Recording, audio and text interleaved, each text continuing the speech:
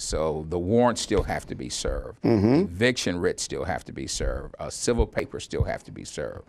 The courts still have to be protected. Prisoners still have to be transported. So again, we've had to look at, re-engineer some of our processes and become more efficient, more effective with what we have left to work with. And everybody in the agency, we have some of the greatest employees in the country at the Sheriff's Office. So during the reduction of force, doing the furlough programs, everybody has stepped up to the plate to make sure the job continues to get done. Fantastic. What about your role model?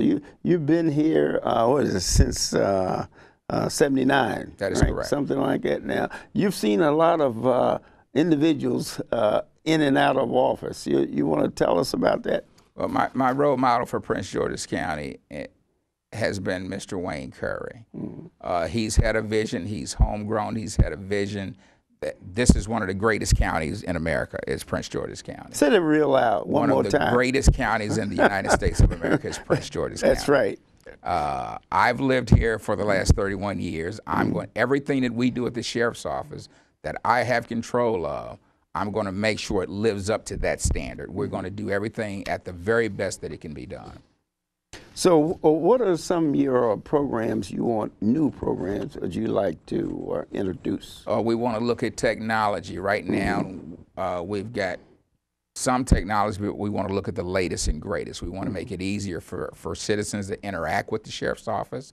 If you call in and you need a specific section, you call in reference to the warrant, I want you to be funneled down to that section. If you call in reference to landlord and tenant or civil, to be automatically funneled to that section. Right now, we have folks answering their phones. They have to listen to you, determine what you're trying to get accomplished, and then get that customer to the right area. We can put technology in place, state-of-the-art phone systems that'll direct you directly to the section that you're trying to do business with. So our top priority, again, would be customer service. We're there. We're a service agency. We're there for the customers. Well, tell me this. How would you, as far as training concerned, give us an idea if a youngster wanted to be a sheriff, what type of training would academically would he have to have? Of course, everybody that applies for a position with the Sheriff's Office goes through the county's background investigation process. So, of course, when you come here, you should have good grades. You should have good credit. You should have a clean background. There are things that have to be in place. We couldn't hire people with bad credit, and we're putting you're out in folks' houses every day. Folks have all types of valuables laying around. There's no way we can put somebody in there in financial straits where something iffy could take place. Right. So we look for the best and the brightest. And pretty much what we've got at the Sheriff's Office now, we've done an outstanding job. We've got very motivated people. They're about the job. They're about getting the job done, delivering the best service that we can deliver to citizens of Prince George's County. And what other programs do you think that would enhance your job there if you're nominated? Right now, we have deputies, again, in all but 2 of the county high schools. I see. Youngsters want to get a positive role model of the police. You rather your youngster to be interacting with the police in the school setting versus chasing that youngster down the street, trying to lock them up for doing something wrong. We would look at we have them in the high schools now, but the earlier the intervention, the better the results, the better the outcome. Well, what about possibly tours and the youngsters being associated with the department in other ways, like feeding the hungry?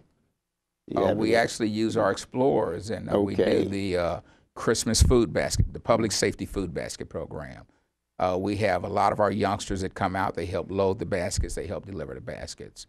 Again, we've got deputies in the high schools. We want to look at doing the middle schools. We want to look at doing the grammar schools. So the earlier you have contact with those youngsters, the more positive view that they'll have of the law enforcement. Well, the explorers, what image do they portray? You know, like you know how youngsters are. You know, he associated with police, better watch him or something like that. You know, the social aspects of it. Are they? Do they have problems with their peers? Some do, and I've Yeah. seen some that would not come into the program because of their peers that they have to Yes. go back and live with. Right. But Now- this program is so strong and it's so positive that I think most of the youngsters that come through it can get over that negative aspect of going back into the neighborhoods. Well, what ideas do you have in conveying that to the youngsters? You know, of how to get over that negativeness from their peers. Well, and you should by their association, by the association with the sheriff. Most folks are from strong families. If the family's involved, if that youngster's involved with our program, that youngster should stay on a straight and narrow. He should be positive. Don't let that negative pull you down. A lot of folks don't have the guidance. We have a lot of single parent households, so they don't have the family fiber. Right. Well, well, how do you get over that? Because, you know, and socially, kids, that's an image that they're in a position that they had nothing to do with. But they suffer from the fact that they don't have that complete family environment. But you make them understand, even without that complete family, that child is responsible for his actions. Right. He controls what he does every day. Right. That little Johnny next door does not control Right. it. Come on, let's go take a car, or let's go steal something from the store. Right. Well, no, I don't have time for that. Right. Well, I think that's very important for the what you're talking about, for the sheriff's department, to instill that in the youngsters. Don't be taken in by your peers. Oh, exactly. Most youngsters, and you know this yourself, most youngsters are guided, especially those that don't have a strong fatherly background. They're by their peers. For instance, I know when I was growing up in Philadelphia, you know, hey, my brother and I, they call us squares, you know what I mean? Okay. Because we didn't drink and smoke, and them square brothers, them square brown brothers, that's what they would say. Okay.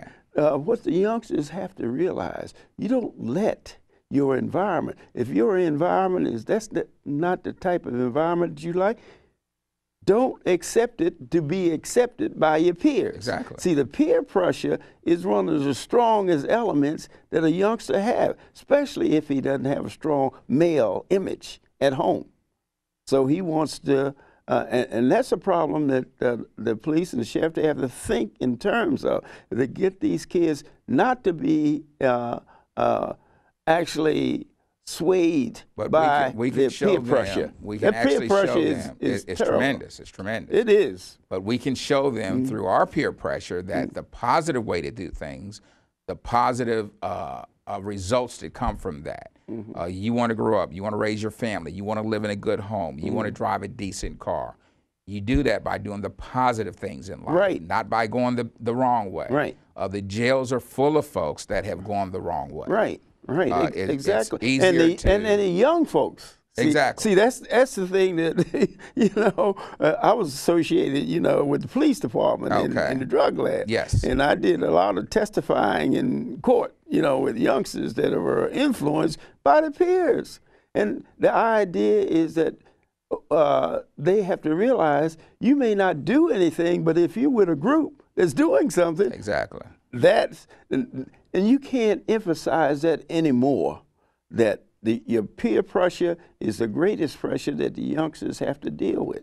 And the police department, the sheriff department, these are things that they really have to do. You know, they have to find, because the peer pressure is greater than sometimes the family pressure and everything else. Some kids, they drop the family to be accepted by the peer. No, I'm going with you. What the mother said, well, you know, I don't know about that. You know, he got in trouble. I don't think you should do that. And then that creates a problem with the relationship between that child and their parent. Exactly.